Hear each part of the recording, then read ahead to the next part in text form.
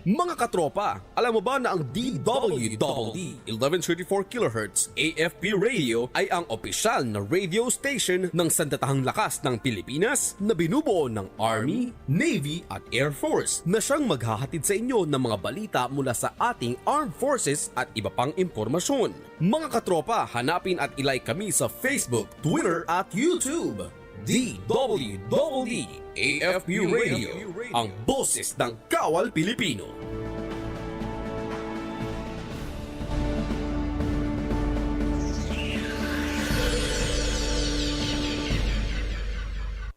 Kayo ay nakatutok sa DWDD AFP Radio. Kami po ay kasapi ng KBP, Kapisanan ng mga Broadcaster ng Pilipinas. Army soldiers lead from the front. Limang kalaban, hostage positive. Sa akin na yung gwardiya nila, over. At my command, in 3, 2, 1, execute. Warriors that represent the very best in the country. Heroes who chose to be part of something greater than themselves. Hostage secure, I say again, hostage secure. Be one of us.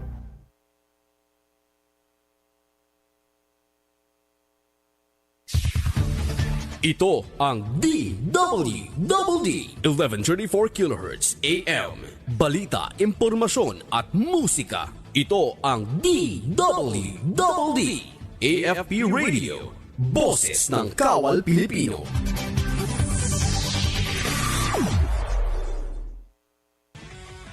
Mga katropa, para lagi kang updated sa inyong sandatahang lakas ng Pilipinas, siguraduhin naka-like at follow ka sa AFP Radio DWDD Facebook page at naka-tune in sa 1134 kHz AFP DWDD. Panoorin ang weekly documentary program ng AFP Radio na Ang Inyong Kawal, Sabado alas 8 ng gabi. Simulcast po ito sa inyong Kawal Facebook at YouTube channel.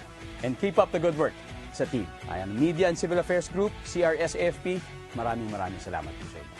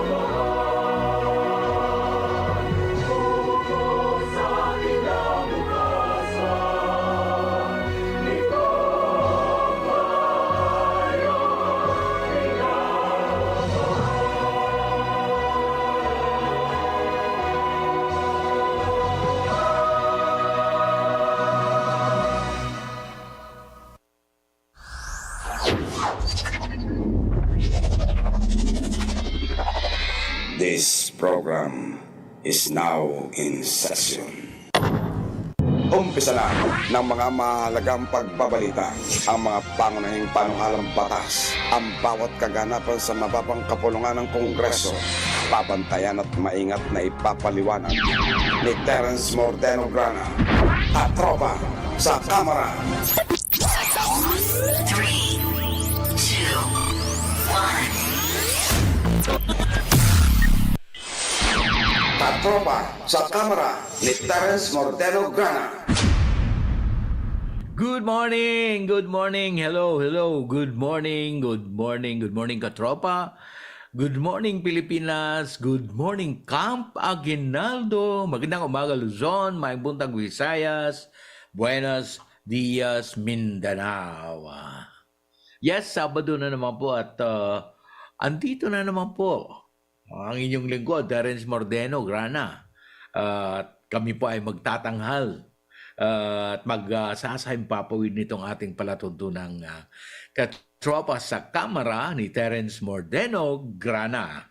Yes, siguro bago tayo lumaon ay marapat lamang na unahin muna natin ang ating pagpapahayag ng ating pasasalamat. Of course, unang-una nating pasalamatan ay ang ating Panginoong may kapal.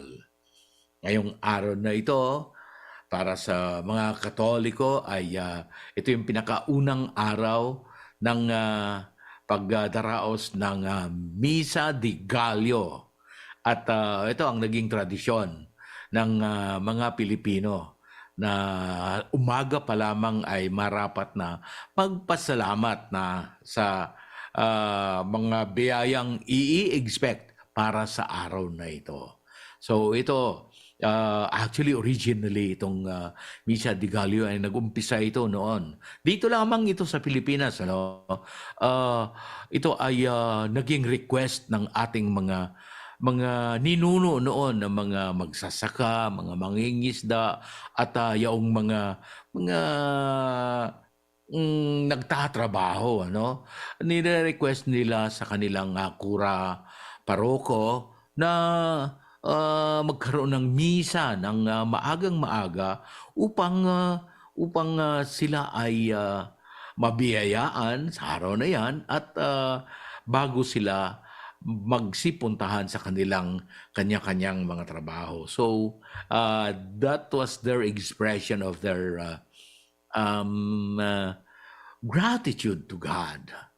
So yon, at ito ang naging tradisyon ng ngayon.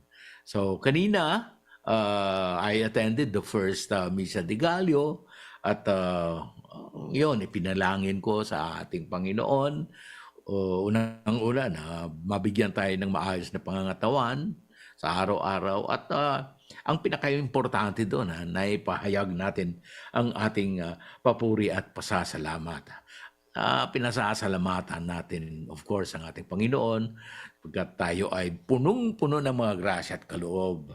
Kanina pa lamang sa ating pagising ay talagang nafe-feel na natin ang grasya at kaloob ng ating Panginoon nasa ating mga puso. And then, binigyan din niya tayo ng pagkakataon na makapagsagawa ng ating mga atas sa araw-araw. At ito ay sinasagawa natin, itong mga atas na ito, upang ating maipahayag ang ating pagpapapuri sa Kanya. At ito ay para, sinasagawa natin ito para sa Kanyang kaluwalhatian. So, ganyan mga katropa. And sunod na nating pasalamatan, of course, ay ang pamunuan ng ating Armed Forces of the Philippines. Unang-una ay ang ating Commander-in-Chief ng ating sandatahang lakas ng ating bansa na si Pangulong Ferdinand Bongbong Marcos Jr.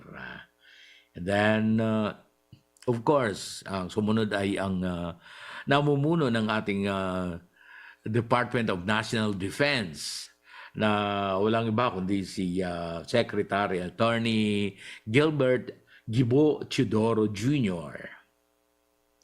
And then ang ating Chief of Staff ng ating Sandatahang Lakas Armed Forces of the Philippines na si General Romeo S. Browner Jr. Then, ang ating Civil Relations Service Commanding General si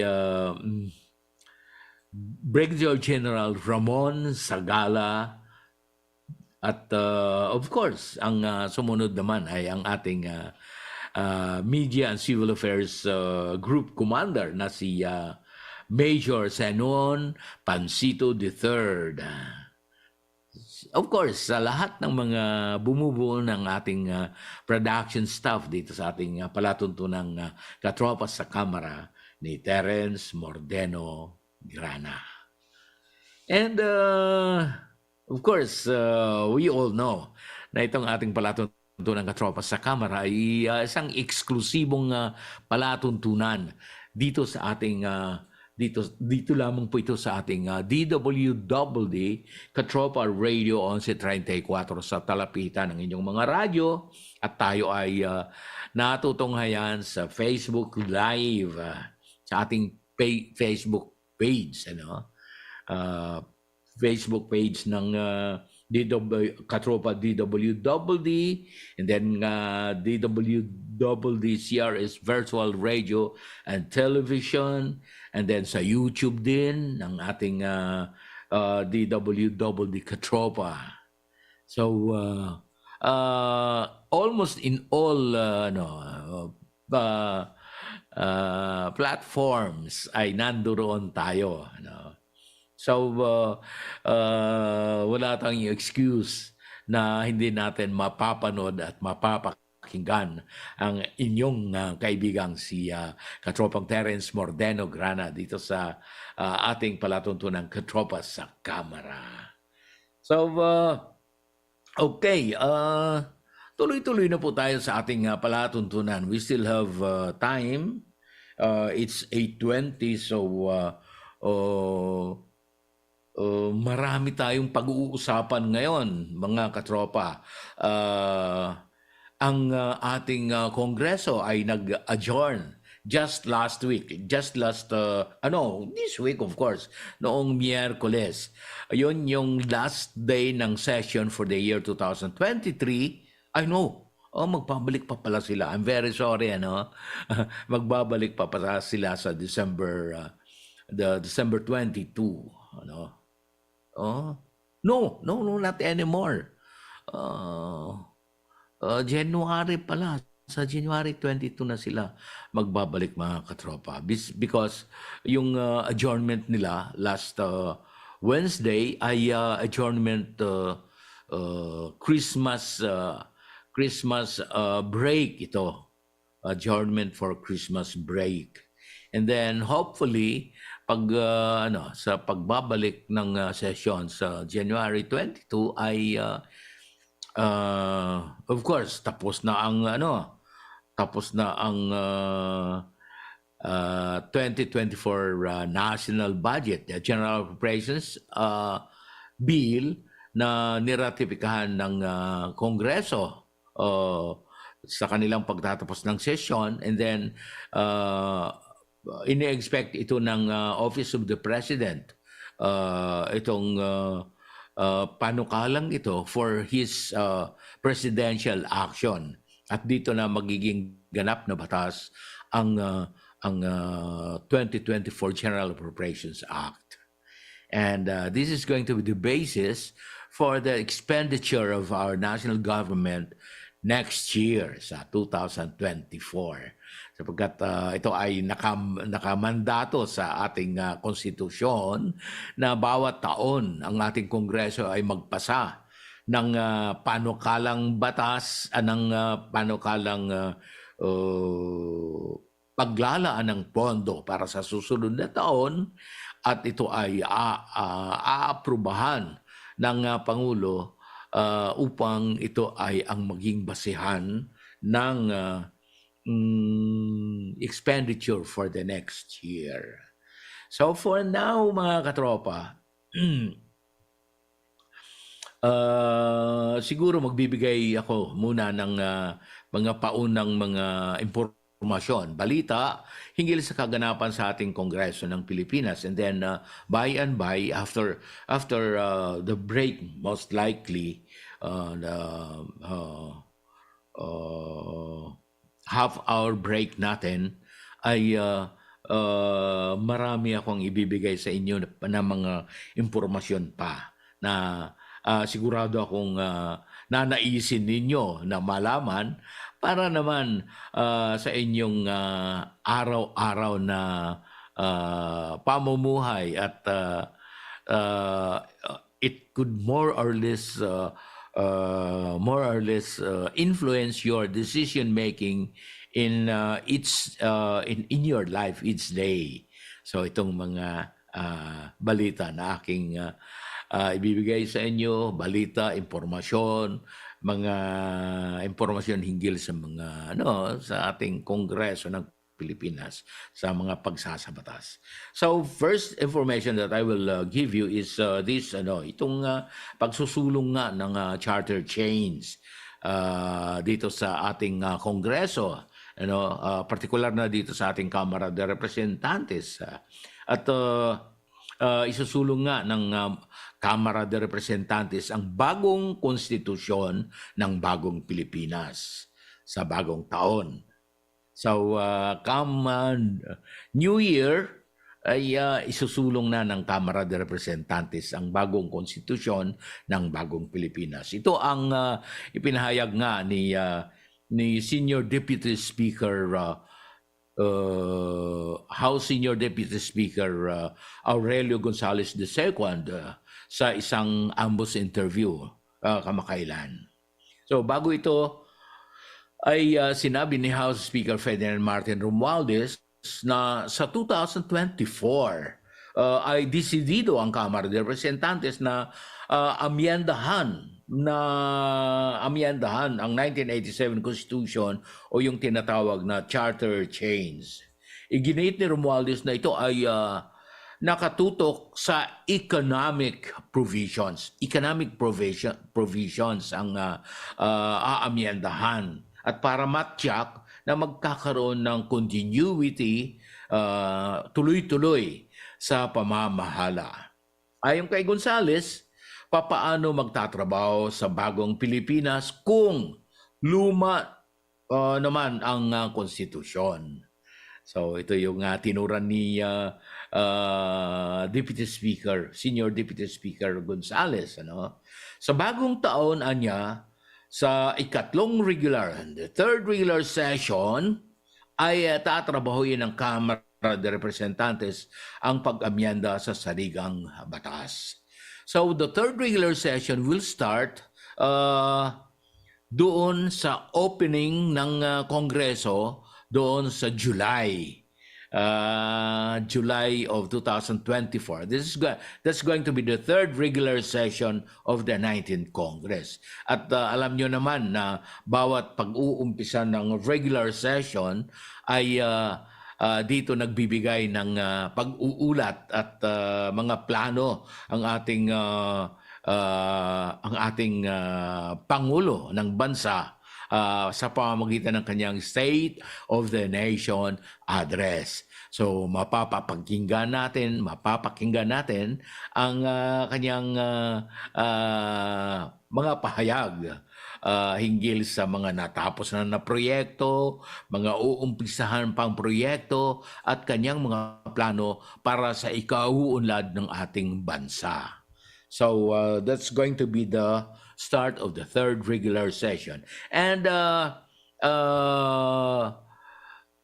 as far as the House of Representatives is concerned, ay dito nga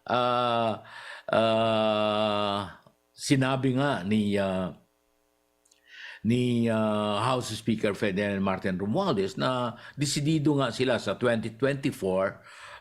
Desidido sila sa Kamara de Representantes na sa pag-amyenda sa 1987 Constitution. Ito nga yung tinatawag natin na charter change. Ngunit alam natin at sinabi ito ni Speaker Romualdez na ito ay nakatutok sa economic provisions. Economic provisions lamang para matiyak na magkakaroon ng continuity para tuloy-tuloy sa pamamahala. Continuity sa pamamahala. So, I think dapat hindi tayo mangamba dito sa balak at sa plano na amyenda ng konstitusyon sa 2024. Of course, July pa ito.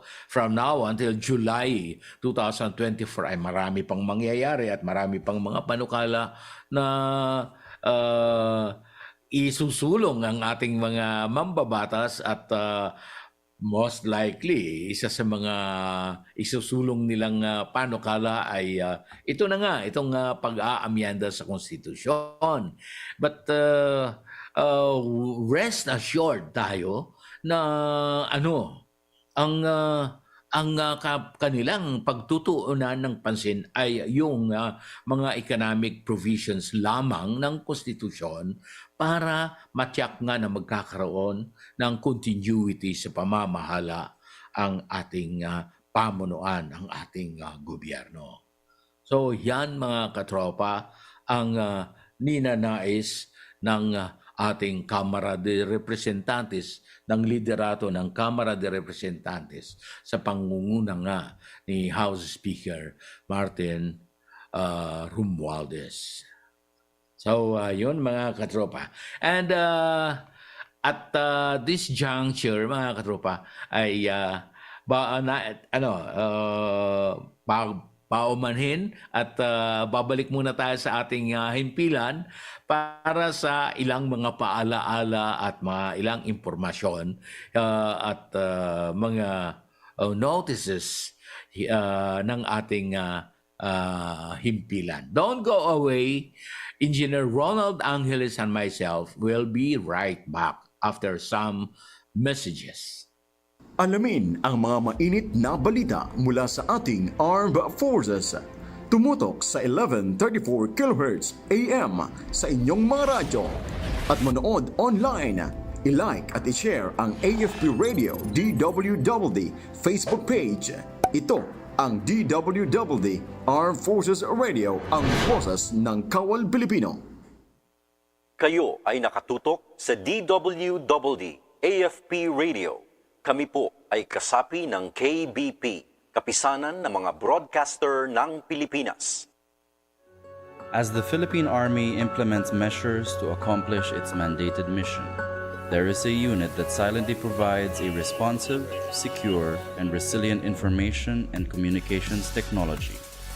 The Army Signal Corps supports Army units to sustain its operations that are critical to the Army's role of serving the people and securing the land. It provides and sustains the one network needed by the Philippine Army towards its 2028 vision. We are your Army Signal Regiment. One Army, one network.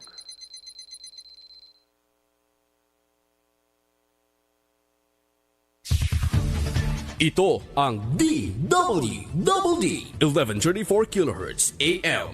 Balita, impormasyon at musika. Ito ang DWDD AFP Radio. Boses ng Kawal Pilipino.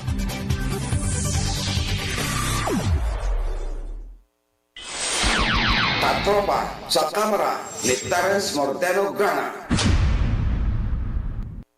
Okay mga katropa, sa ating pagbabalik, kayo po ay nanonood at nakikinig sa ating palatuntunang Katropa sa Kamara ni Terence Mordeno, Grana.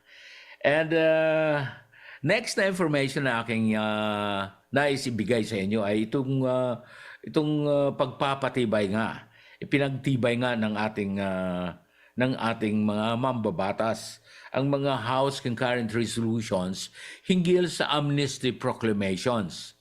Amnesty proclamations ni Pangulong Ferdinand Bongbong Marcos Jr. Ito ay yung House Concurrent Resolutions para sa mga dating rebelde komunistang grupo at mga katulad. No? So, talagang inadapt na ng Kamara de Representantes ang House Concurrent Resolution number 19 para sa paggawad ng amnestiya sa mga miyembro ng Revolusionaryong Partido ng Manggagawa ng Pilipinas, Revolutionary Proletarian Army, Alex Bungkayaw Brigade o RPMP, RPA-ABB. Habang sa boto naman ng yung kanina, ang boto ay 221 na pabor at walang tumutol o walang nag-abstain din. Ito naman, habang sa botong 225 na pabor, 3 na kontra at walang abstention, pinagtibay din ng Kamara ang House Concurrent Resolution number 20 na amnestiya para sa mga dating miyembro ng Communist Party of the Philippines, New People's Army, National Democratic Front o CPP, NPA, NDF.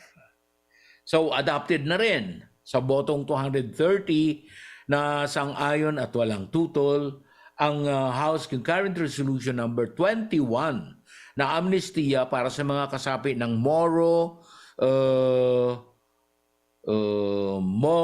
Islamic Liberation Front o MILF. At sa botong 229 na pabor, isa na tutol, pinagtibay ang House Concurrent Resolution number 22 na para naman sa mga miyembro ng Moro National Liberation Front o MNLF. So, dito, nauna nang sinabi ni House Speaker Ferdinand Martin Romualdez na ang adoption ng mga House Concurrent Resolution na ito ay napapanahon sa diwa ng pag-asa, kapayapaan at kaligayahan ngayong Kapaskuhan. So, truly, mga katropa, ang ating pamahalaan ay nais na magbigay ng amnestiya sa pamamagitan ng mga amnesty proclamations ni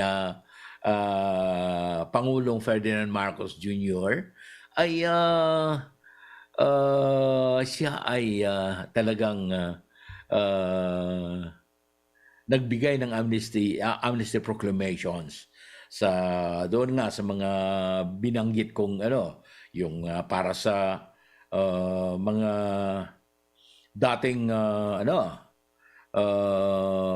dating rebelde, komunistang grupo at mga katulad. So as far as the House of Representatives is concerned, kanilang pinagtibay ang amnesty proclamation ni Pangulong Bongbong Marcos. Ito yung mga proclamation, yung House Concurrent Resolution para sa paggawad ng amnestiya para sa mga miyembro ng Revolusionaryong Partido ng Manggagawa ng Pilipinas, Revolutionary Proletariat Army, Alex Bungkayaw Brigade, o yung tinatawag na RPMP, RPA, ABB. Sa kabilang dako naman, merong isang House Concurrent Resolution para sa amnestiya para sa mga dating miyembro ng Communist Party of the Philippines, New People's Army, National Democratic Front o CPP, NPA, NDF. So ito, amnestiya para sa kanila, pinagtibay din ng ating Kamara de Representantes. Adopted din ang isa pang House Concurrent Resolution na amnestiya para sa mga kasapi ng Moro Islamic Liberation Front, MILF, and then House Concurrent Resolution number 2 para naman sa mga miyembro ng Moro National Liberation Front o MNLF. So yun nga, ang nauna nang sinabi ni Speaker Ferdinand Martin Romualdez na ang adoption mga House Concurrent Resolutions na mga ito ay napapanahon. Ito ay napapanahon sa diwa ng pag-asa, kapayapaan at kaligayahan ngayong Kapaskuhan. Okay, so we can expect from our brothers who went up the hills to protest their whatever, disgust or whatever, hinggil sa pamamahala. At ngayon ay sila ay pinagbibigyan ng amnestiya ng ating Pangulong Ferdinand Bongbong Marcos, at ang amnestiyang ito ay ipinagtibay din ng ating Kamara de Representantes. So eventually magsipagbabaan na itong ating mga kapatid na nagre-rebelde at mga komunistang grupo na nais ng magbalik loob sa ating pamahalaan, at sila ay pagbibigyan na naman ng ating pamahalaan. Itong amnestiya na ipinatutupad ng ating Pangulong Ferdinand Bongbong Marcos ay para ito sa kanila. So in this coming days, lalong-lalo na sa Paskohang ito, ay makakapiling na ng mga pamilya ng ating mga kapatid na nagrebelde. Makakapiling na sila sapagkat sila ay bibigyan nga ng amnestiya ng ating pamahalaan. So we are going to have a very, very Merry Christmas sa ating mga tahanan, sapagkat ang ating mga kapatid na namundok ay magsisipagbabaan na sapagkat sila ay binigyan ng amnestiya ng ating pamahalaan. So it's going to be Merry Christmas and a Happy New Year para sa ating lahat.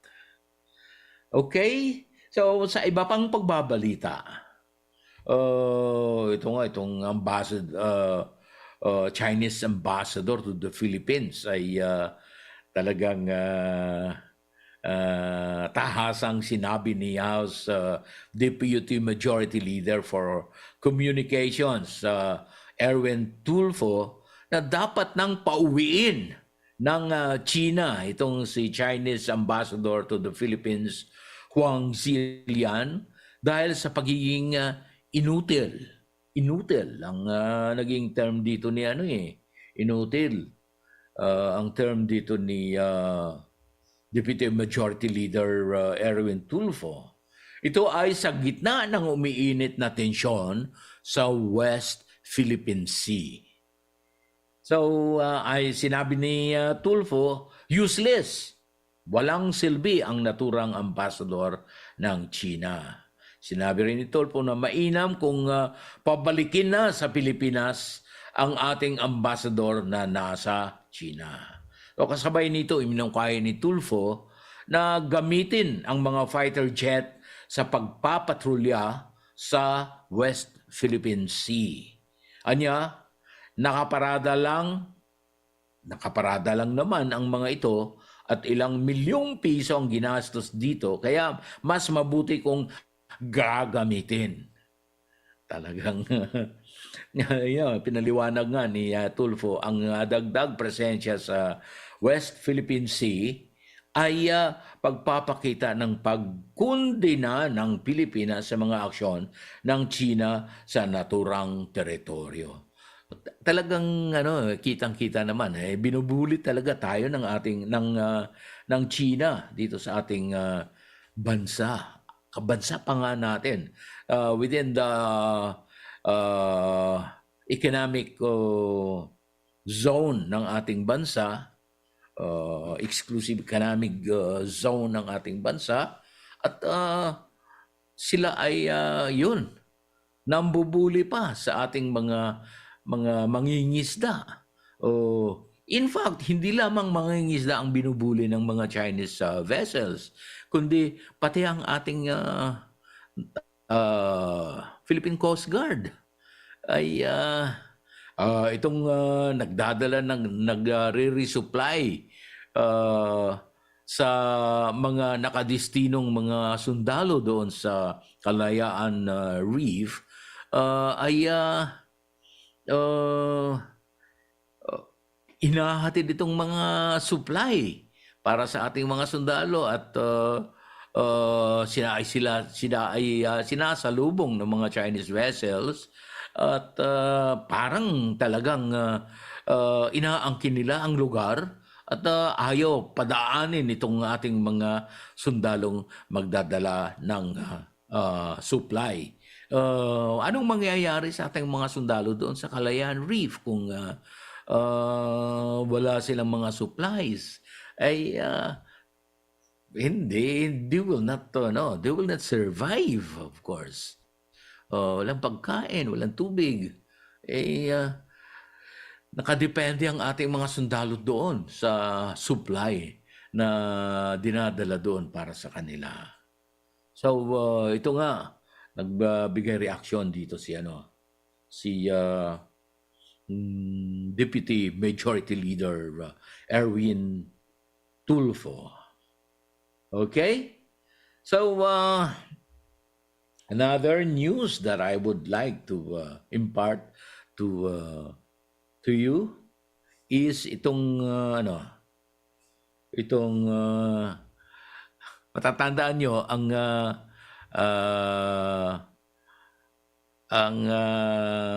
ating Kongreso ay nagsagawa ng investigasyon doon sa isang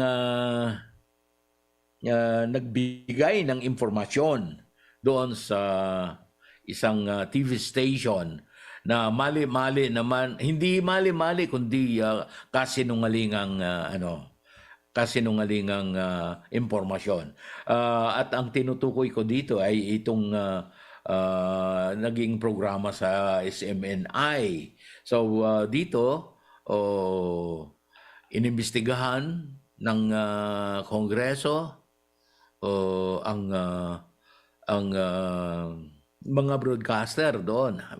Dalawa sila. Si Ginoong Celis at si Dr. Badoy. Inimbestigahan at sila nga ay sa kasawiang palad ay na cite for contempt ang dalawa sapagkat hindi nga tuwid ang kanilang ang kanilang pagtugon sa mga katanungan ng ating mga mambabatas. Kung kaya they were cited for contempt and they were detained dito sa ating Kamara de Representantes. At of course, binigyan din sila ng furlough ng ating liderato ng Kamara sa pamamagitan ng Secretary General ng House of Representatives at ito ay rekomendasyon din ng Chairman ng House Committee on Legislative Franchises. So yun ang nangyari. And as far as the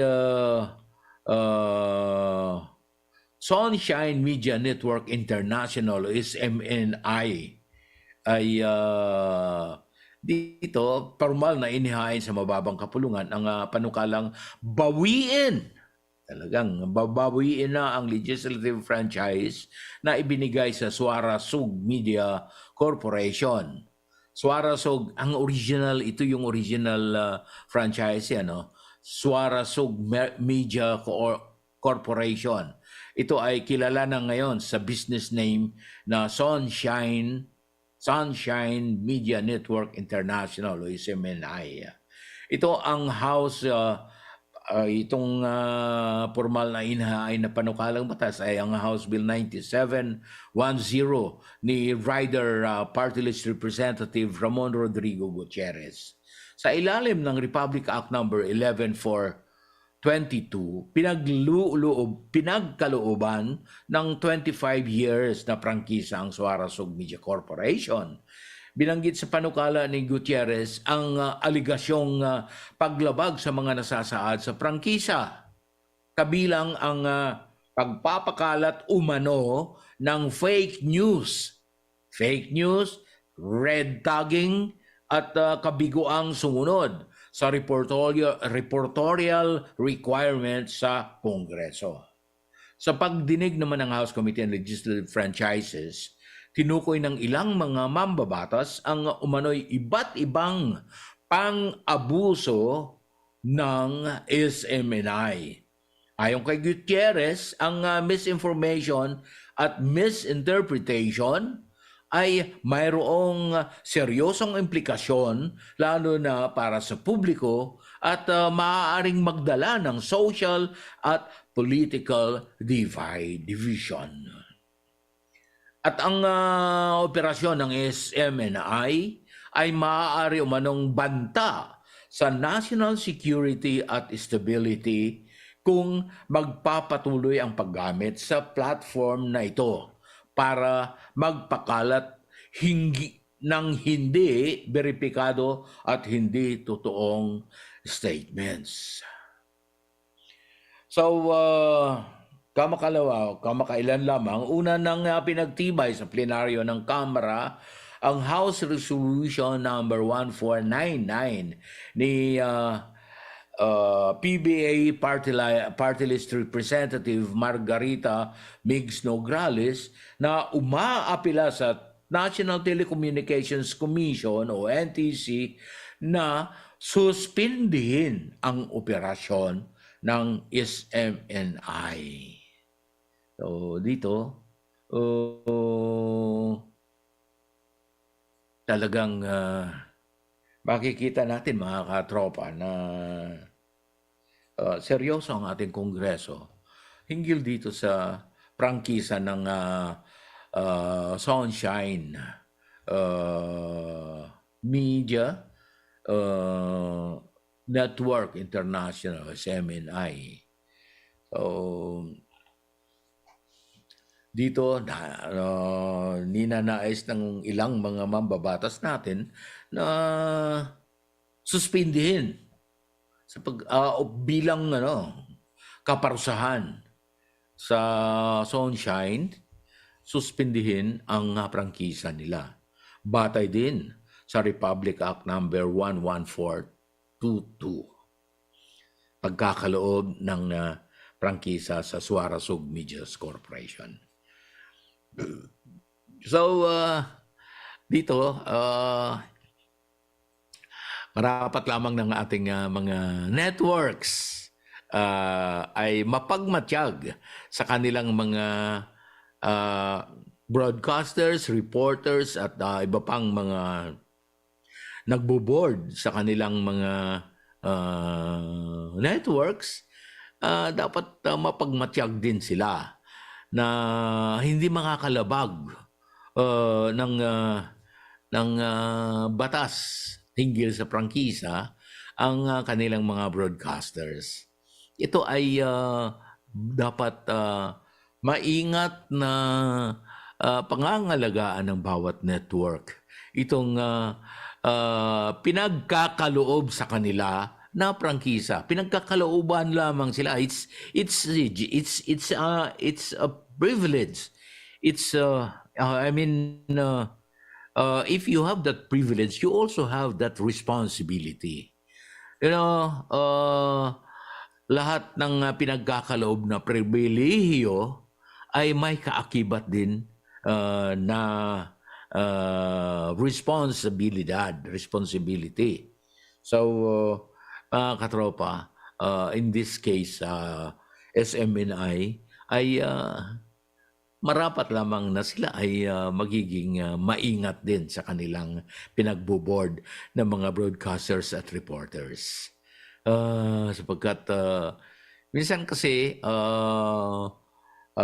dala na sa silakbo ng kanilang damdamin ang iilan sa ating mga kapatid sa media, kapatid sa hanap buhay, broadcaster man o reporter, ay minsan kasi yung nasa saloobin ay ini-express at pinahihiwatig sa pamamagitan ng pagbigay ng mga mali-maling impormasyon. Ayun, ganun ang nangyari kay Mr. Celes. Nagbigay siya ng impormasyon na hindi totoo at noong siya ay inimbestigahan ng ating Kamara de Representantes ay hindi pa rin siya makapag-substantiate ng kanyang mga tinurang mga impormasyon. Hindi niya ano tawag dito sa pagkukubli niya sa freedom of expression and information ay doon siya nadali ng ating mga mambabatas sapagkat hindi niya naibigay ng maayos ang impormasyon sa mga mambabatas na nais malaman ang totoong pinagsasabi niya. Hindi niya masubstantiate. That was the very reason why he was cited for contempt. At minsan ay nagsasalita siya ng hindi na kanais-nais doon sa hearing na sinagawa ng ating Kamara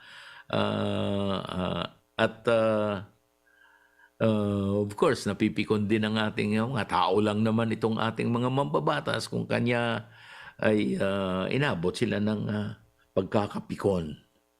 At of course pinatawan nga ng contempt. They were cited for contempt yung dalawang personalidad. Okay, so tuloy-tuloy pa rin po tayo sa ating pagbibigay ng impormasyon. Yung puntahan natin itong yung tungkol sa pag-aaral ng ating Kamara hinggil sa motorcycle taxi.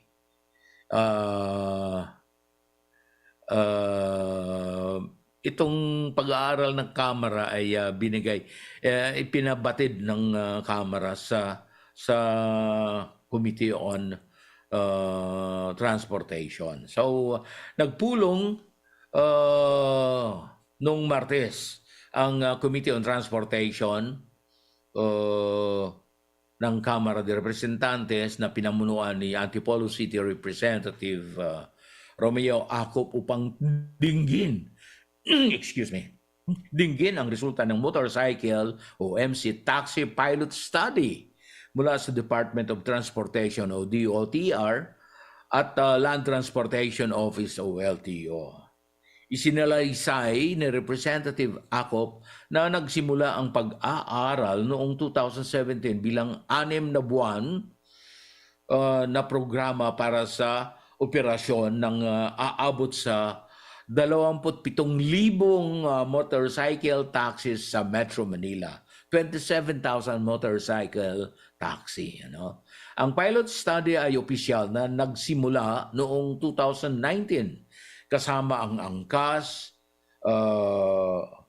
Movitel at Joyride bilang mga kalahok. Iniulat ni LTO Chief Assistant Secretary at Attorney Vigor Mendoza II na ang pilot study ay patuloy pa rin kung saan ang University of the Philippines o UP, National Center for Transportation Studies ay nagsasagawa ng masusing pagsusuri sa kapasidad sa merkado ng mga MC taxi. Ayon kay San Secretary Mendoza, isa sa alang-alang ng pagsusuri ang epekto ng mga bagong kalahok sa programa. Katulad ng Cloud Panda, Taxi Philippines Incorporated, Pick Me Up Incorporated, Easy Way Transport Service, Para Express Technology Services, Grab Philippines at Market Innovators Incorporated. Sa kanyang pagtansya, matatapos ang pinal na ulat sa loob ng 60 hanggang 90 araw because of the need for further in-depth study specifically for the market capacity as well as the results of the entry of new participants to the program. The TWG or the Technical Working Group is asking for an extension of the program until such time that the committee is ready to pass a bill related to the operations of MC taxis. Ito yung tinuran ni Assistant Secretary Mendoza. Hinimok ni Bulacan Representative Agustina Dominic Pancho ang LTO na isama ang Tricycle Operators and Drivers Association o TODA sa patuloy na pag-aaral dahil sila ay maaapektuhan kapag ang bagong paraan ng transportation at ay magagamit na sa publiko. Hiniling din ng committee na isama sa pag-aaral ang epekto ng mga MC taxi sa ibang mga negosyo sa transportasyon.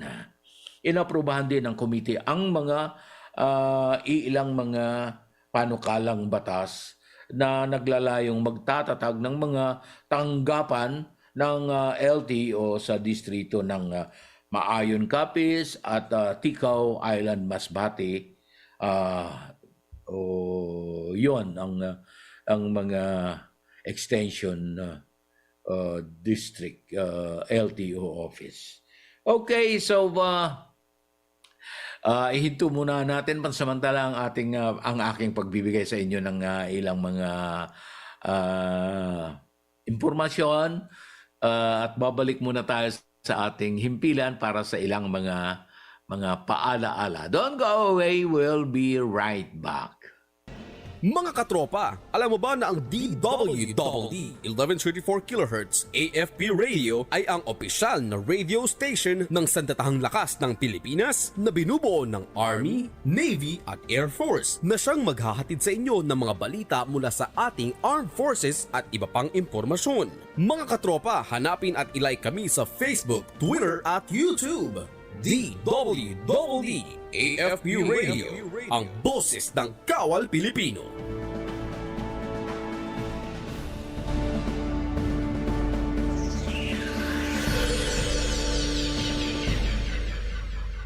Kayo ay nakatutok sa DWDD AFP Radio. Kami po ay kasapi ng KBP, Kapisanan ng mga Broadcaster ng Pilipinas. What is a soldier? You see them in the news. You see them in video games, in TV, movies, the internet. We see the action, amazed at the equipment, in awe of the skills. But what is a soldier? What lies behind the guns, the bullets, the gear? An ordinary human being, just like you. An ordinary person that will become the country's best, the country's brightest, the country's heart and soul. A nation's servant whose honor is to serve the Filipino people. A protector whose duty is to lead in times of trouble. A noble warrior that has chosen to push themselves to being the best that they can be. An ordinary Filipino, just like you, that has chosen to serve, lead, and whose extraordinary actions can inspire a nation. What is a soldier of the Philippine Army? An ordinary Filipino called to do extraordinary things. A human being with heart and soul. A warrior with a noble code. A protector of our freedoms. A Filipino hero. And you could be one too. A soldier of the Philippine Army. Serve, lead, inspire. Find your calling here. Join the Philippine Army today.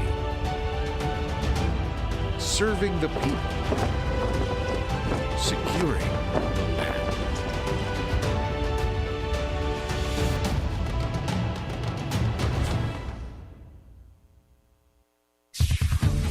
Ito ang DWDD 1134 kHz AM. Balita, impormasyon at musika. Ito ang DWDD AFP Radio. Boses ng Kawal Pilipino.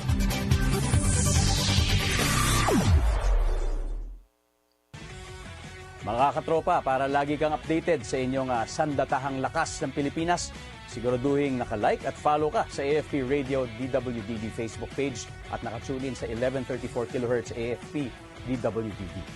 Panoorin ang weekly documentary program ng AFP Radio na Ang Inyong Kawal, Sabado alas 8 ng gabi. Simulcast po ito sa Inyong Kawal Facebook at YouTube channel. And keep up the good work sa team. Ayan, Media and Civil Affairs Group, CRS-AFP, maraming salamat po sa inyo.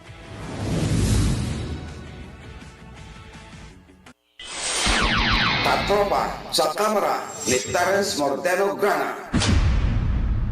Okay, mga katropa, sa ating pagbabalik, kayo po ay nanonood at nakikinig sa ating palatuntunang Katropa sa Kamara ni Terence Mordeno Grana. Dito lamang eksklusibo sa ating himpilang DWDD Armed Forces Radio, Boses ng Kawal Pilipino.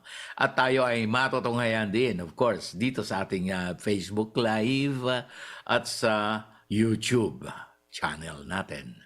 So, at this juncture, mga katropa, I would like to give you yung updates. No, it's not updates, but yung mga pangyayari nung nakaraang mga sesyon.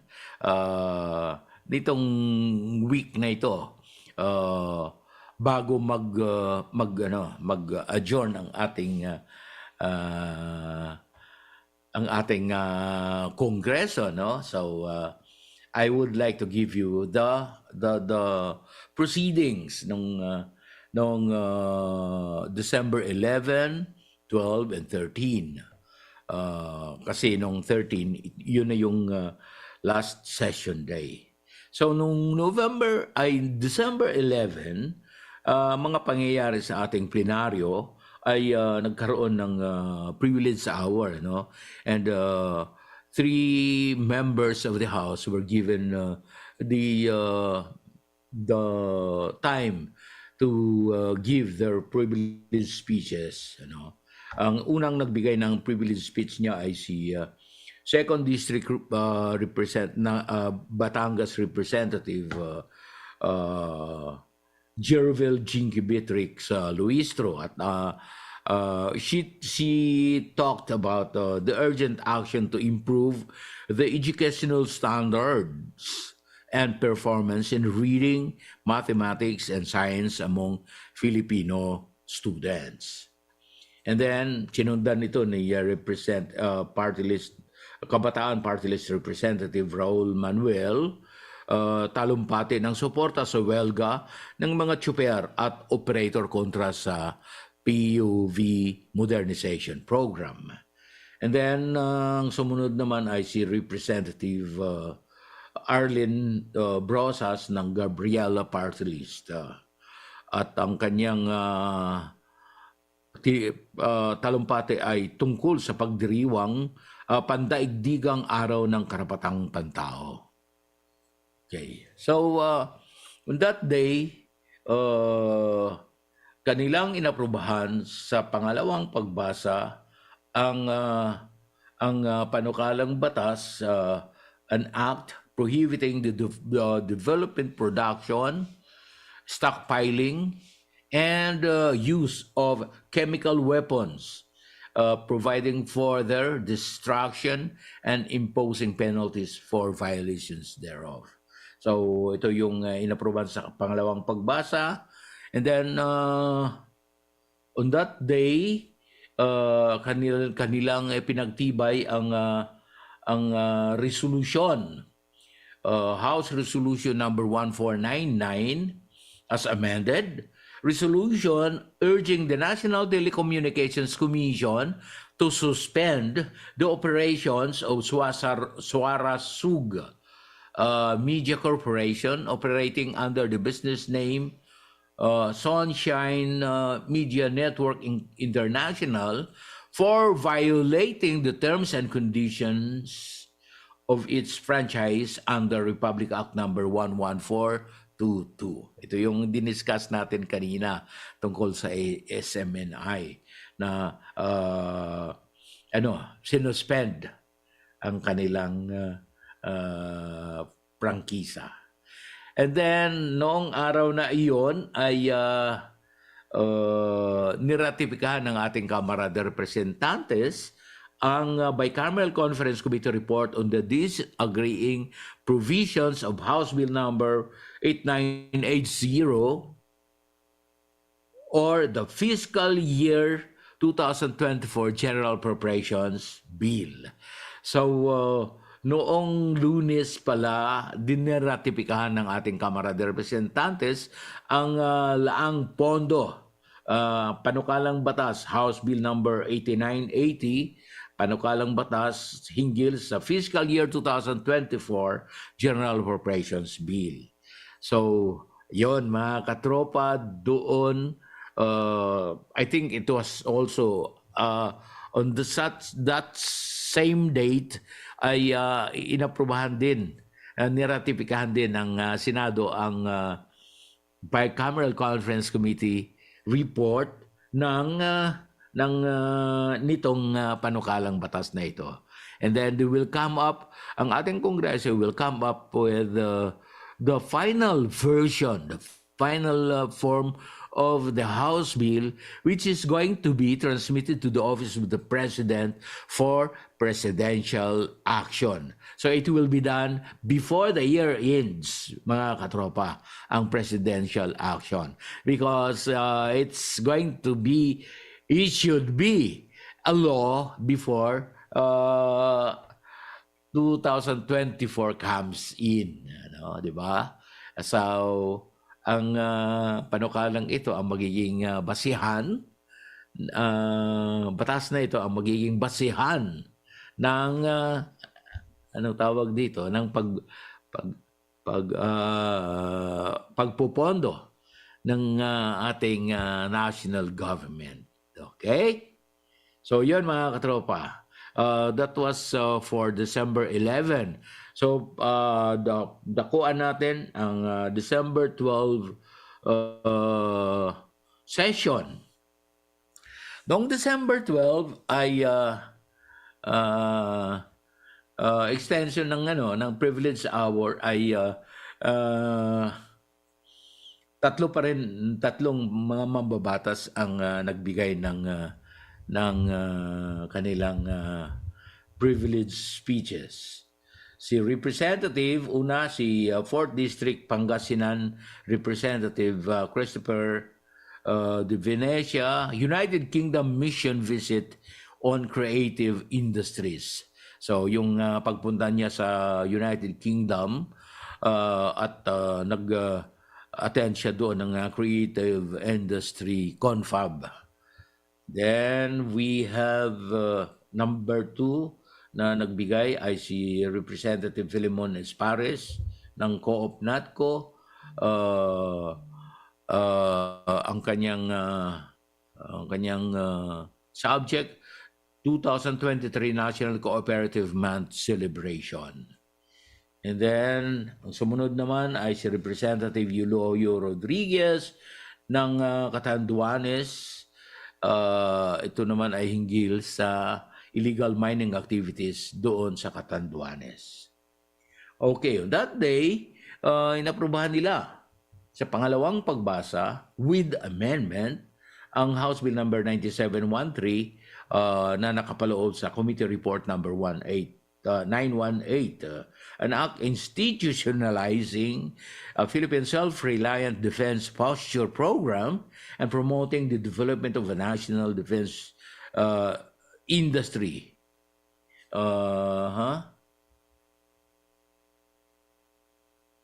Pursuant to anyway, nag-rumble ang ating information. Anyway, yun, inaprubahan ang House Bill number sa pangalawang pagbasa. Institutionalizing the Philippine Self-Reliant Defense Posture Program. Okay.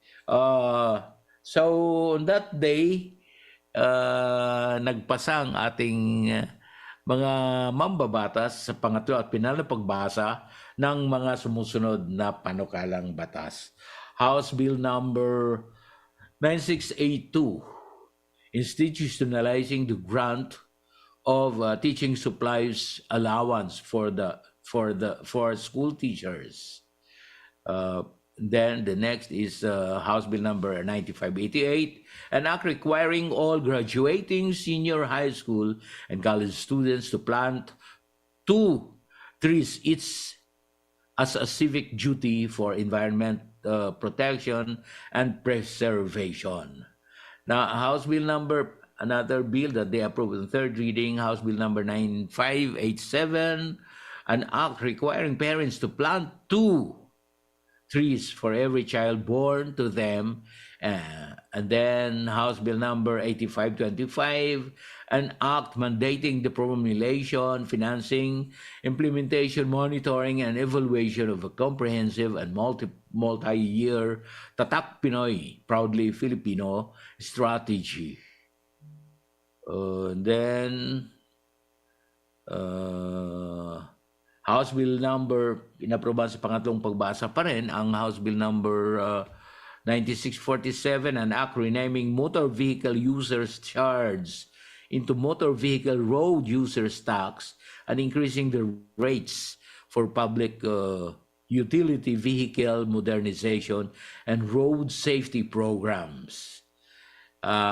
Sumunod na inaprobahan sa pangatlo at pinal na pagbasa ay ang House Bill number 9648, an act providing for cost-effective, transparent, competitive, streamlined, sustainable, active, and inclusive procurement activities of the government. House Bill number 9662, establishing a framework for blue economy, promoting stewardship and sustainable development of coastal and marine ecosystems and resources, reorganizing and renaming the National Coast Watch System as the National Maritime Monitoring System. House Bill number 9663, sorry, I have to mention this, mga katropa, because these are vital bills.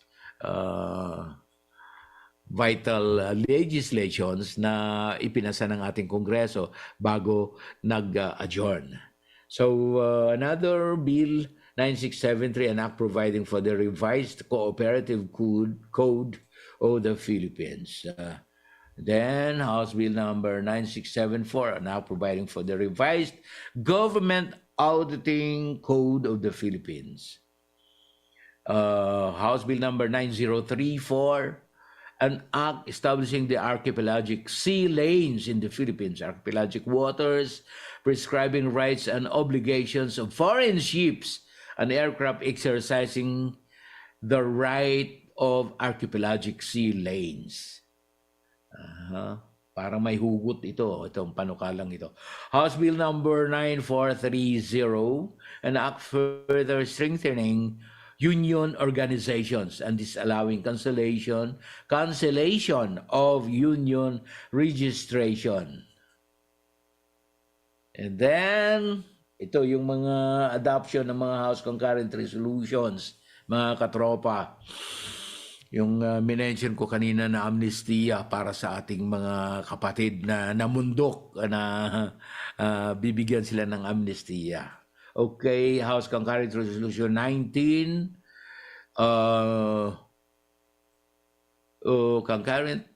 concurrent resolution concurring the proclamation with proclamation number 403 of the President of the Philippines, Republic of the Philippines, dated November 22, 2023, entitled Granting Amnesty to Members of the Revolutionaryong Partido ng Manggagawa ng Pilipinas, Revolutionary Proletariat Army, Alex Bongkaya Brigade, RPMP, RPA, ABB, who have committed crimes punishable under the revised penal code and special penal laws in furtherance of their political beliefs.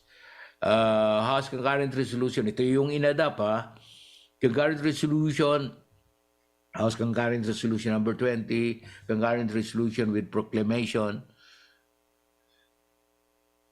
concurring with Proclamation number 404 of the President of the Republic of the Philippines, dated November 22, 2023, entitled Granting Amnesty to Former Members of the Communist Party of the Philippines, New People's Army, National Democratic Front, CPP, NPA, and DEF, who have committed crimes punishable under the revised penal code and special penal laws in the furtherance of their political beliefs.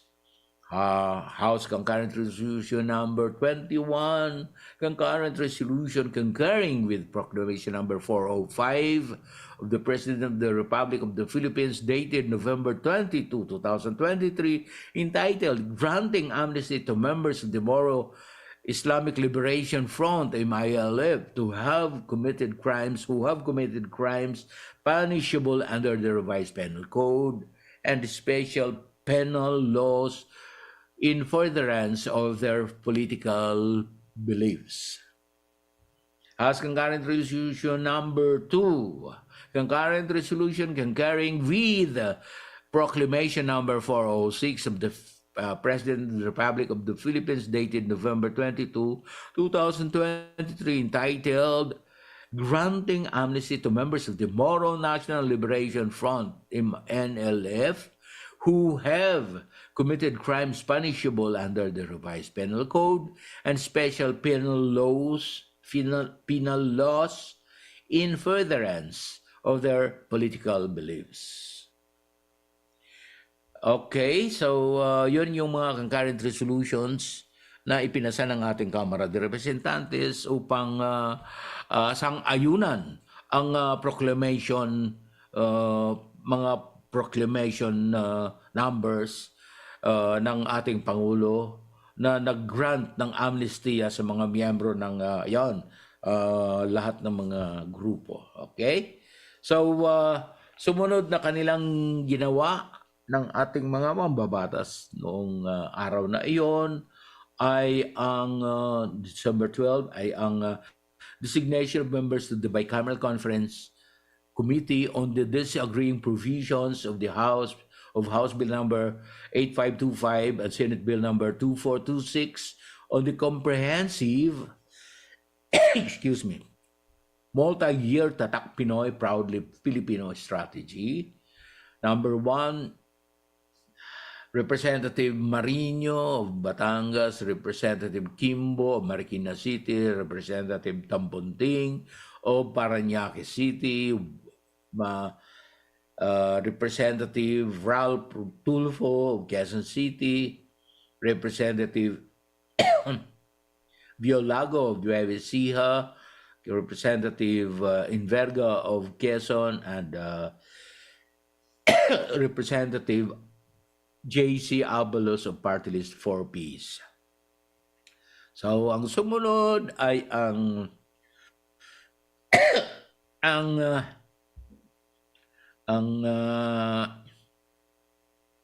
kanilang sesyon noong December 13.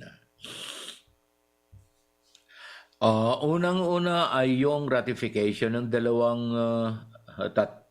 tatlong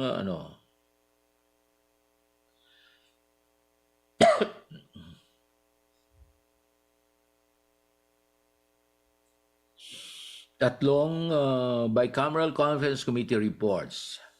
One is yung House Bill number 8278 and Senate Bill number 2243, an act revitalizing the salt industry, creating a comprehensive plan for its development, providing incentives to salt farmers, producers, exporters. Pangalawang bicameral conference committee report na kanilang niratipikahan ay ang House Bill number 8525 at Senate Bill 2426. An act mandating the formulation, financing, implementation, monitoring, and evaluation of a comprehensive and multi-year Tatak Pinoy, Proudly Filipinos strategies, establishing a Tatak Pinoy Council. And then, ang last na kanilang niratify ay ang House Bill number 7325, Senate Bill 2221, an act instituting the Magna Carta of Filipino Seafarers. So yun mga katropa, ang mga pangyayari noong mga nakaraang mga araw. So with that, I think, saan ba tayo? Puntahan natin yung isa pang pagbabalita, yung tungkol sa negosyo, no? Substitute bill na nagsusulong ng paglago ng panlipunang negosyo. Inaprubahan noong Miyerkules ng Committee on Micro, Small, and Medium Enterprise, MSMA Development sa Kamara de Representantes na pinamunuan ni Misamis Oriental Christian Onabia ang inamyendahang unnumbered substitute bill sa mga panukala na nagtataguyod ng paglago at pag-unlad ng mga negosyong panlipunan upang maibsan ang kahirapan. Pinalitan ng pinalitan ng substitute bill na may title Poverty Reduction Through Social Entrepreneurship present ang ilang mga panukalang batas na may kahalintulad na paksa na naglalayong mag-alok ng mga programa, tulong pinansyal, mapagkukunan at mga insentibo sa paglago, pagpapalawak at pagpapanatili ng mga negosyong panlipunan. Ang substitute bill ay resulta ng Technical Working Group TWG na nilikha upang suriin at pagsamahin ang mga panukala na ito at kung saan ang House Bill number 6091 ay nagsisilbing balangkas na panukala. Detalyadong tinalakay ng TWG Chairperson at Bukidnon Representative Jose Manuel Alba ang mga usaping iniharap sa mga pagpupulong ng TWG upang makabuo ng isang pinagsama-samang panukalang batas. Iminungkahi ni Abang Lingkod Representative Joseph Steven Paduano na magdagdag ng isang probisyon na nag-aatas sa mga lokal na pamayanan o LGUs na isama ang mga posibleng estratehiya para sa pagpapaunlad ng mga negosyong panlipunan sa kanilang pagpaplano ng lokal na pag-unlad. Ipinanukala ni Batangas Representative Mario Vittorio Marino na isama sa substitute bill ang paglikha ng isang programang pang-eskolar na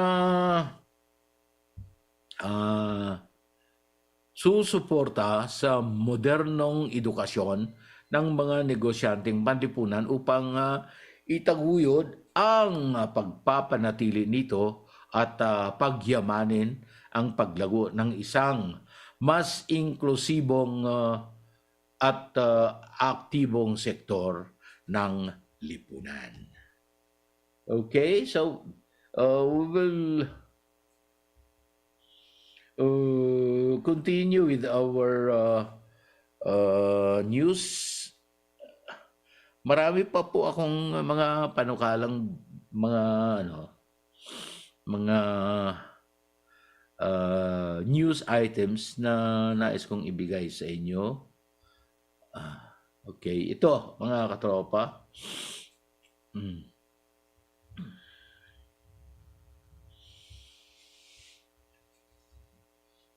Kasama sa pinunduhan sa ilalim ng panukalang 5.768 trillion 2024 national budget ang bagong programa ng pamahalaan na tinatawag na AKAP o Ayuda sa Kapos ang Kita Program.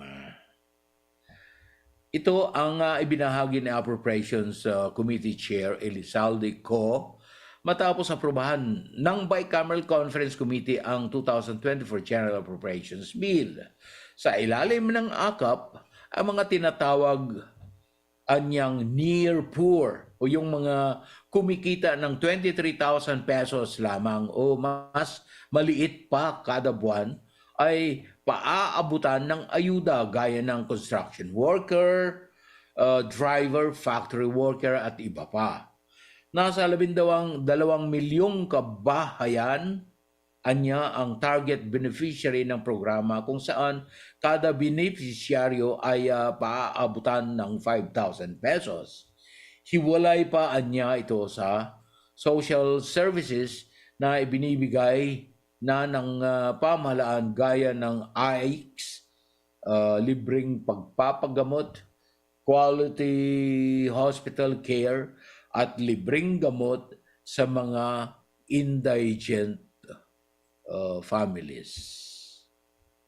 Okay, so we will discuss the details mamaya, mga katropa, matapos ang ilang mga paalaala ng ating himpilan. Don't go away.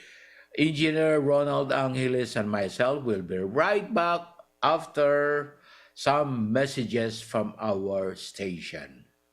Alamin ang mga mainit na balita mula sa ating Armed Forces. Tumutok sa 1134 kHz AM sa inyong mga radyo. At manood online. I-like at i-share ang AFP Radio DWDD Facebook page. Ito ang DWDD Armed Forces Radio, ang boses ng Kawal Pilipino. Kayo ay nakatutok sa DWDD AFP Radio. Kami po ay kasapi ng KBP, Kapisanan ng mga Broadcaster ng Pilipinas. Okay, I can see the target. 3 to 5. Trap. We are your Air Force, 75 years in existence. You may have heard our stories. Fighter planes, guided missiles, smart bombs, drones, helicopters. There is no such thing as a day without air operations. We watch our skies because of you. Your support brings us to the edge. It is the engine that pushes us to the limits. We are in your service. We pledge to fulfill our duties, and if necessary, pay the ultimate price. This is your Philippine Air Force. We protect the Filipino people. We protect the Philippine skies.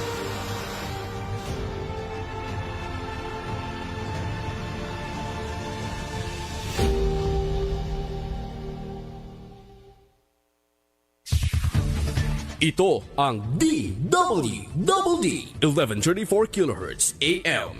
Balita, impormasyon at musika. Ito ang DWDD AFP Radio. Boses ng Kawal Pilipino.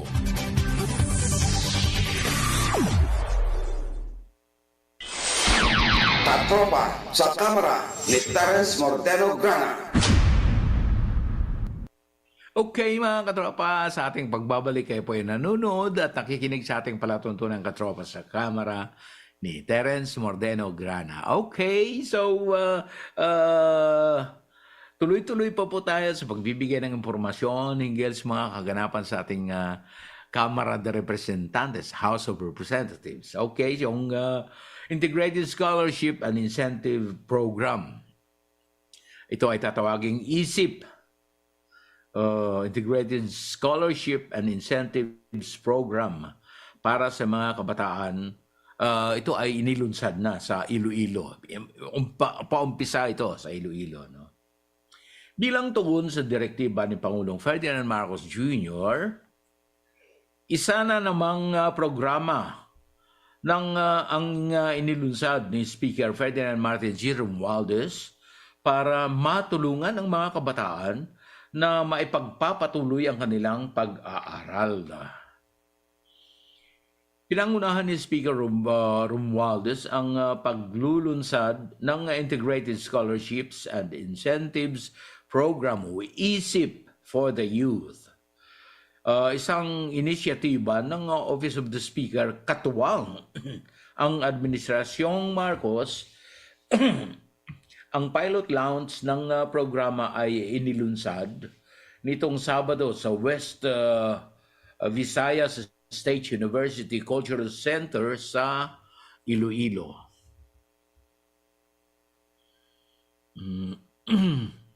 Sa Iloilo City. Sa utos ng ating mahal na Pangulong Ferdinand Marcos Jr., at sa pakikipagtulungan ng iba't ibang ahensya ng gobyerno. Sabi pa ni Speaker Romualdez, inilunsad natin ang isip para sa kabataan. Layo ng programang ito na tulungan ang mga karapat-dapat ay estudyante na kapos sa pondo para makapagpapatuloy sa dekalidad na edukasyon.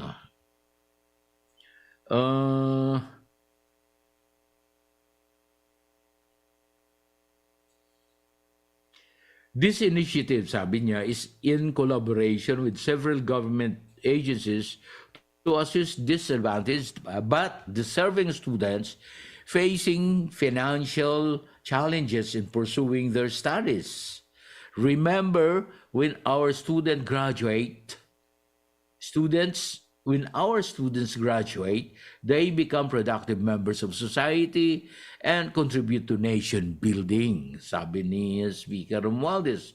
Ang ISIP ay isang financial assistance initiative para sa mga estudyante sa high school, alternative learning system, tertiary level at the vocational education institutions.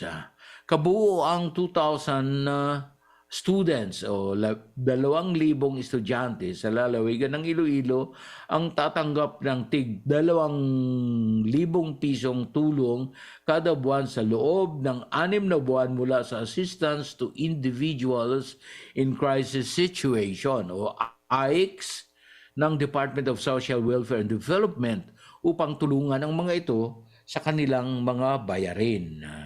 Ang mga benepisyaryo ay makakatanggap din ng 15,000, 15,000 pisong taunang tulong sa ilalim ng tulong-dunong program ng Commission on Higher Education.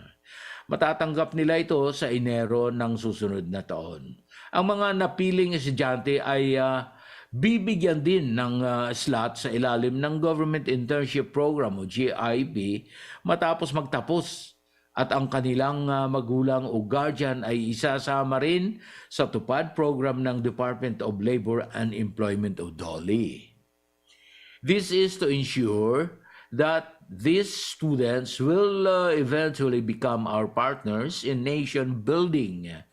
Nakakagana pong mag-aral pag alam mong may internship ka sa gobyerno pagka-graduate mo. Dagdag pa ni Speaker. Ang ISIP for the Youth ay isang proyekto na pagtutulungan ng DSWD, DOLE, CHED at Technical Education Skills Development Authority o TESDA. Yan mga katropa. Yon ang Integrated Scholarship and Incentives Program o ISIP. This is a joint project of several departments.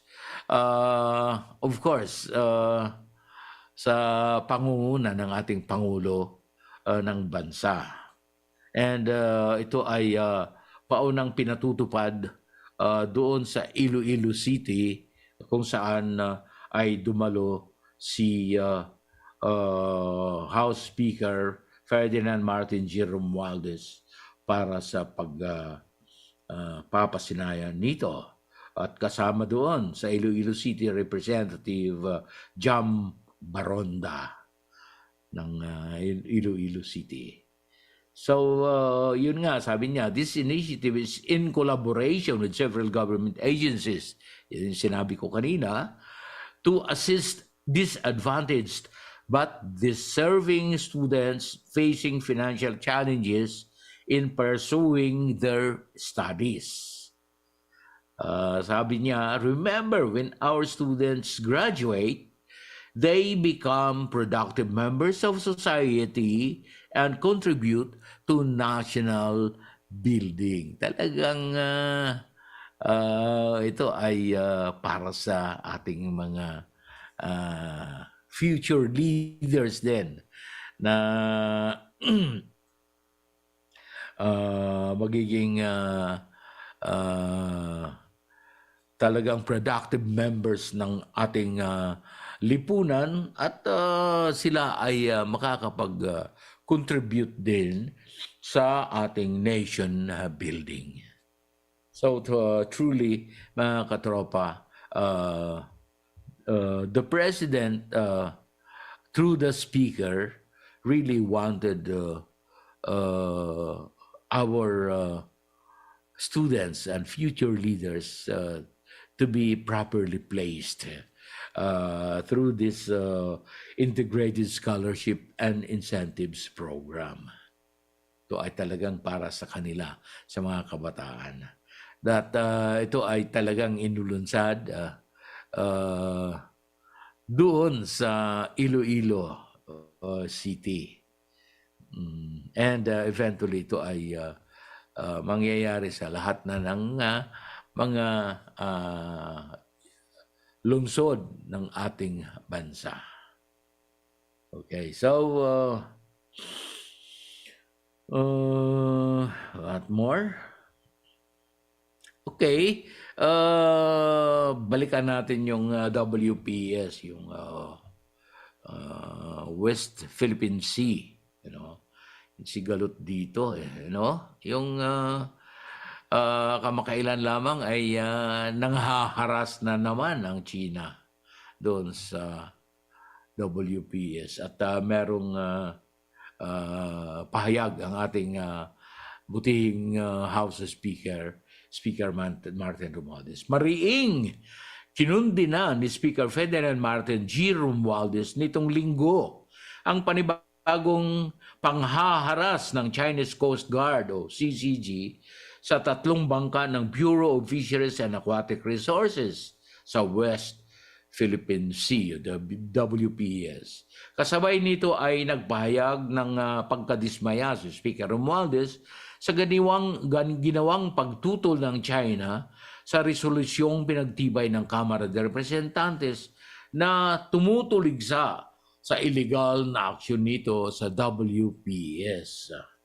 Iginit ni Speaker Romualdez na ang pag-atake sa mga bangka ng BFAR o Bureau of Fisheries and Aquatic Resources ay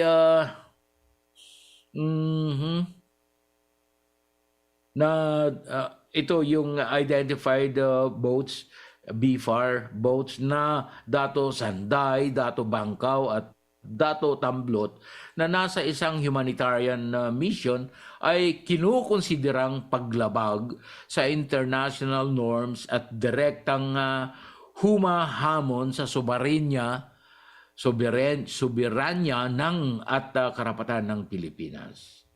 The use of water cannons and long-range acoustic devices against our vessels causing significant damage and distress to our crew is unacceptable and unjustifiable. Sabi niya, these actions by the CCG in preventing our vessels from conducting a peaceful resupply mission to Filipino fishermen near Baho de Masinloc or Scarborough Shoal demonstrate a brazen disrespect for the rule of law and established international agreements. Ipinaalaala rin ni Speaker Romualdez sa international community na ang Baho de Masinloc ay nasa loob ng 370 kilometers exclusive economic zone, 370 kilometrong exclusive economic zone o EEZ ng bansang Pilipinas na pinagtibay ng 2016 arbitral ruling na hindi pinapansin ng China. The act of intimidation and harassment against Filipino fisherfolks who depend on these waters for their livelihood are not only a violation of their rights, but also an affront to human dignity. To prevent the distribution of humanitarian support, as was the case in this incident, is not only illegal but also inhumane. Iginit pa ng leader ng Kamara na dapat tigilan na ng China ang mga illegal na aktibidad na ginagawa nito. We will not be intimidated, nor will we stand down on the face of these unwarranted and illegal actions, sabi ni Speaker. Nananawagan din ang leader ng Kamara sa China na irespeto ang soberanya ng Pilipinas at itigil ang kanilang mararahas na aksyon at mahinang resolbahin ang isyu. Sabi niya, the Philippines as a sovereign nation will continue to defend its rights and protect the interests of its people. We stand in solidarity with our fishermen and reiterate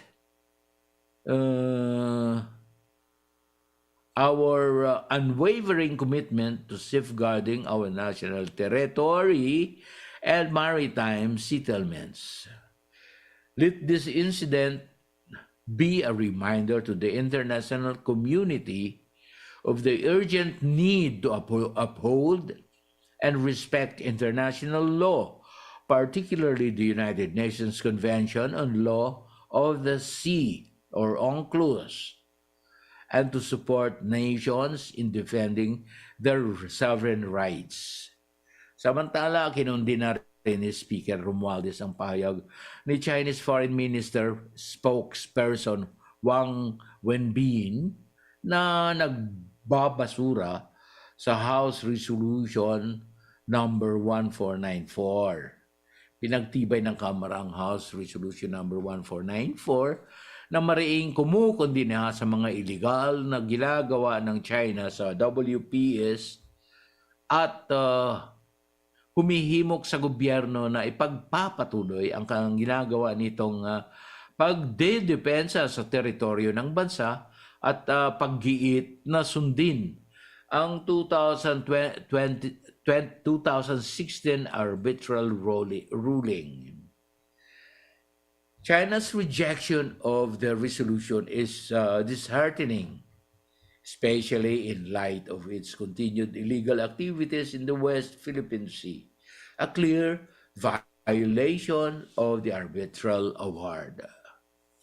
Sinabi ng leader ng Kamara na ang paglalagay ng artificial island at ang militarization sa lugar ay nagpapakita ng pagbabaliwala ng China sa international law at nagsisilbing banta sa kaayusan ng rehiyon.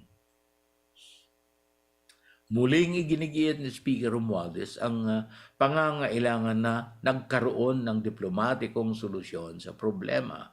Our nation, a firm believer and advocate of the rule of law, will continue to use diplomatic tools to address China's aggression. Iginit din ni Speaker Romualdez ang pangako ng Kamara na patuloy na itataguyod ang karapatan at soberanya ng bansa. We truly fully support our troops and Coast Guard patrolling our exclusive economic zone against China's vessels, ensuring the rights of our fishermen. So the House is committed to enhancing our defense posture in the WPS through legislation, utilizing Congress's power of the purse. We assure our Philippine Coast Guard and Navy of the necessary support they need. Nananawagan din si Speaker Romualdez sa China na irespeto ang soberanya ng Pilipinas at igalang ang karapatan nito at makipag-usap upang hindi mabalam ang kapayapaan sa rehiyon. Sabi niya, the Philippines remains steadfast in defending its rights and protecting the interest of its people. So, itong ating itong WPS o West Philippine Sea na talagang inaangkin ng China ay marapat na pag-isipan din nila na ito ay ang kanilang mga aksyon na ginagawa ay paglabag talaga. Tunay na paglalabag sa karapatan ng bansang Pilipinas at sa soberanya nito. So marapat lamang na pag-isipan din nila ng maayos ito at hindi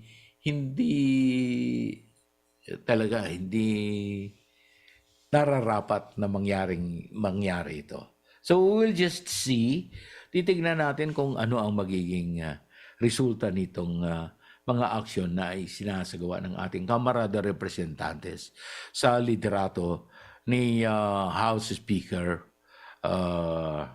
Ferdinand Martin G. Romualdez. And with that note, ay talagang tawag dito, dito naman sa ating palatuntunan ay talagang tayo ay nagbibigay ng pagkakataon sa ating susunod na magpuprograma na sila ay they can also prepare for their program. So at this juncture ay tapusin na natin ang ating palatuntunan. Wala na po tayong oras. Kami po ay mamamaalam na naman. Kami ni Engineer Ronald Angeles ay mamamaalam na naman sa inyo. Muli, pansamantala at maraming salamat po at kami po ay inyong pinahintulutang pumasok sa inyong mga tahanan sa pamamagitan ng palatuntunang Katropa sa Kamara ni Terence Mordeno, Grana. Daghang salamat sab sa atong mga kahigalang mga Bisaya nga naminaw kanato karuntak na. Ito po ang inyong lingkod, kini ang inyong kabus kasulugon, Terence Mordeno, Grana, at sa ngalan din ng lahat ng mga bumubuo ng production staff sa ating palatuntunan, ako po ay nagsasabing pagpalain sana tayong lahat ng ating Panginoong may kapal. God bless us all at purihin ang ating Panginoon. Good morning.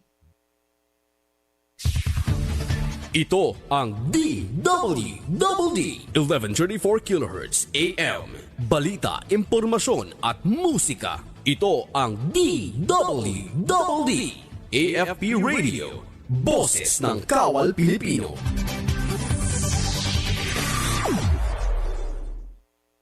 Kayo ay nakatutok sa DWDD, AFP Radio. Kami po ay kasapi ng KBP, Kapisanan ng mga Broadcaster ng Pilipinas.